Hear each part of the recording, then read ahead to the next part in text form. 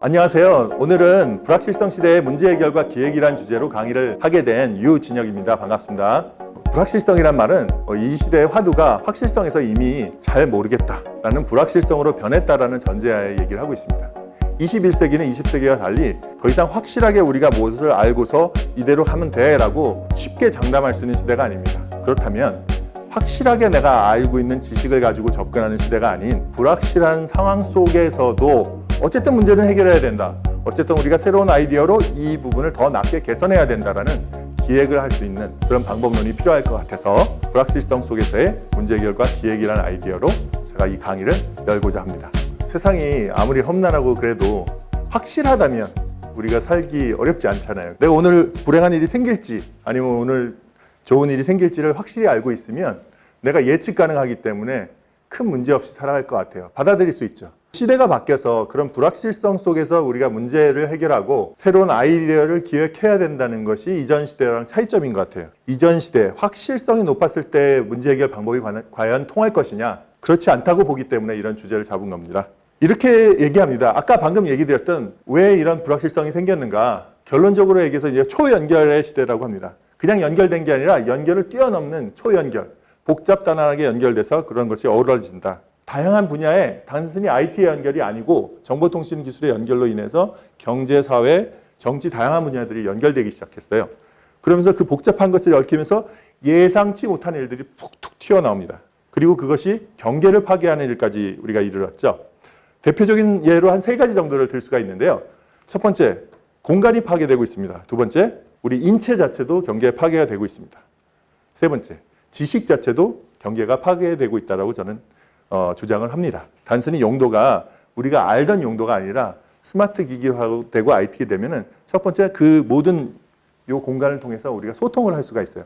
그리고 또 가상 공간이 그래서 결과적으로 우리가 현실에 침투되면 이게 가상인지 현실인지 헷갈리게 되는 그런 일들도 많이 벌어진다라고 저는 말씀드립니다. 두 번째 아까 말씀드렸던 이제 신체의 변화인데요. 신체의 경계 파괴라는 것은 간단한 이런 사례로 우리가 알 수가 있어요. 신체의 60~70%가 이미 이 기계 로봇이 가지고 있습니다. 혈액순환까지도 이미 구현이 됐어요. 기계가 사람으로 변하고 있는 모습인데 사람의 모습을 보니까 상당 부분이 이미 기계로 다 변하고 있다는 모습을 도대체 우리는 사람인가요? 기계인가?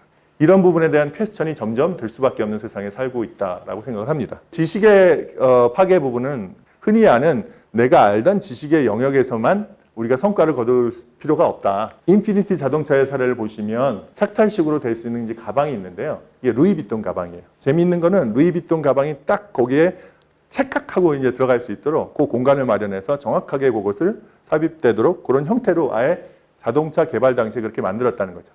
이게 콜라보레이션이고 이게 융합입니다. 디자인이나 이런 것들이 전혀 다른 두 개의 산업이 결합되는 모습인 거죠. 삶은 아까 말씀드렸다시피 공간이 파괴되고 인체의 경계가 파괴되고 지식이 파괴되는 순간에 결정을 해야 됩니다.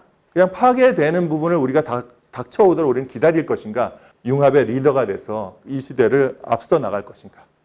그래서 융합의 시대에는 시대의 변화, 그래서 경계가 파괴됨을 당하지 말고 우리가 그것을 주도할 수 있는 마음 자세랑 리딩할 수 있는 태도를 가지는 것이 훨씬 우리가 삶을 사는데 긍정적이고 플러스 요인들이 많을 거라고 저는 생각합니다. 한마디로 변화의 타이밍을 잡기 어려운 시대라고 우리가 얘기를 하는데요. 정답이 없다면 그것을 푸는 해답은 굉장히 다양하겠죠. 해법이 다양할 겁니다. 그래서 문제가 바뀌면 사실은 해법도 바뀝니다. 불확실성 시대에 이런 부분에 대한 다소 극단적일 수는 있지만 이 전제를 깔아놓고 우리가 이 시대를 대비하는 게 필요할 것 같아요. 예를 들어서 여러분들이 연봉이 삭감이 됩니다. 예, 보고 계시죠? 그 다음에 연봉이 삭감되면 어떤 일이 벌어지나요? 생활비가 절감될 수 있겠죠. 자, 연봉이 삭감돼서 생활비가 절감된다면 그 다음에 어떤 일이 벌어질까요? 이걸 한번 여러분 나름대로 예측을 해보십시오. 이 불확실성 시대. 내가 가사노동을 위임을 해주고 도우미 아주머니를 썼던 걸 갖다가 내가 일해야 되는 예를 들면 가사노동이 증가하는 일이 생길 수 있겠죠. 그 외에 다양한 일이 생길 수 있을 겁니다. 이렇게 변화를 이렇게 연결해서 보다 보면 불확실한 부분에 대해서 우리가 좀 더 볼 수 있는 여지가 생길 수 있겠죠.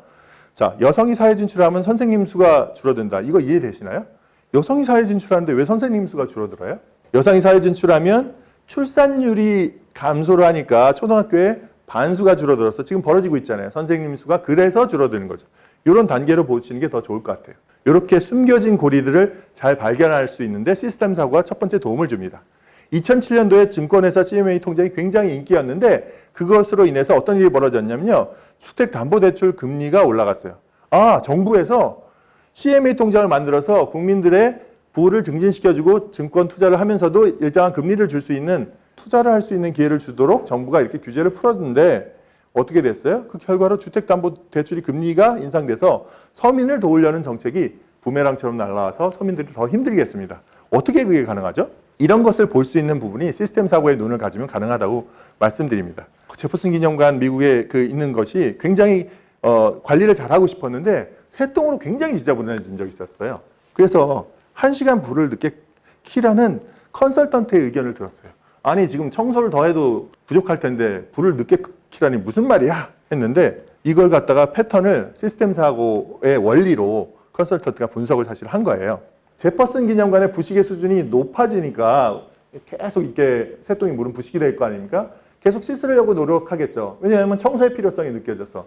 근데 왜 청소를 할 필요성을 느꼈어요? 비둘기가 와서 배설물을 이렇게 하는 거예요.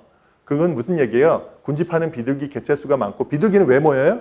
거미 때문에. 거미를 먹을. 거미는 왜 왔을까? 나방이 있어서 나방이 거미줄을 잘 걸릴 것 같으니까 모여서 거미줄을 쳐서.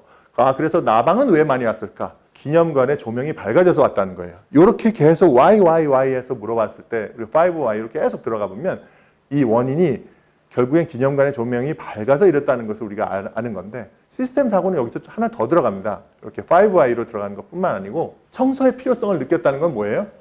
그래서 빨리 조기 점등을 해야 되겠다. 불을 켜서 그죠?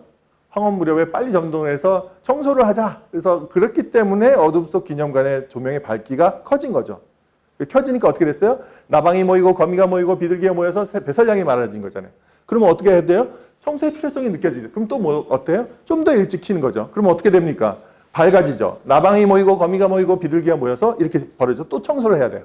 이게 악순환의 고리로 해서 오히려 깨끗하게 되기보다는 안 좋아지는 쪽으로 계속 돌아가는 거죠. 단순히 연결고리가 아니라 그 악순환의 고리를 발견하고 그걸 해결할 수 있는 고리로 찾아낼 수 있습니다. 이게 시스템 사고고 세상이 어떻게 돌아가는지를 우리가 분해를 하고 그걸 통합적으로 이해해보는 시각을 갖는 데 중요하다고 생각을 합니다. 우리는 어떤 무기가 필요한가? 불확실한 미래에 대해서 우리가 대비를 할 수 있는 방패가 필요하다. 여러분 이 돌이 어느 쪽으로 굴러내려올 것 같습니까? 아래로 떨어질까요? 이쪽으로 떨어질까요? 내가 이 토양을 연구하고 지질학자라면 알겠죠. 각도가 이렇고 뭐 이렇게 해서 이쪽으로 더 떨어질 것 같다. 근데 그게 아닌 이상 그리고 그렇다 그래도 장담을 할 수 없을 일이 있는 거죠. 어떻게 우리가 이거에 대처해야 돼요? 여기 앉아있는 사람은? 간단합니다. 그냥 제일 위험한 게 이쪽으로 떨어질 수도 있고 이쪽으로 떨어질 수 있는 두세 가지의 루트만 정해서 거기만 피하면 될 거 아닙니까? 뭘 어렵게 합니까? 그래서 확실성의 시대는 계획이 하나만 있으면 돼요. 이 돌이 이쪽으로 떨어질 거 확실해. 그것만 대비하면 됩니다. 근데 불확실성 시대는 어떻게 한다? 플랜 A 가지고 안 되는 거죠. A, B, C가 있어야 된다는 겁니다. 여러분 같이 협업할 수 있는 동료들이 있으십니까? 그리고 그 동료들과 함께 저런 문제 해결 툴로 그런 걸 효과적으로 활용할 수 있는 방법이 있으신지를 한번 점검해 보신다면 불확실성 시대에도 이런 방향의 좌표가 명확하게 나오고 우리가 나침반과 같이 길을 헤매지 않고 트라이를 해보고 만약에 잘못된 부분은 디자인 싱킹 방법으로 해결하고 정말 위험한 건 시나리오로 막고 그걸 통합적으로 시스템적으로 바라보는 그런 일들에 우리가 다가갈 수 있지 않을까 생각합니다. 이것으로 일단락하겠습니다. 감사합니다.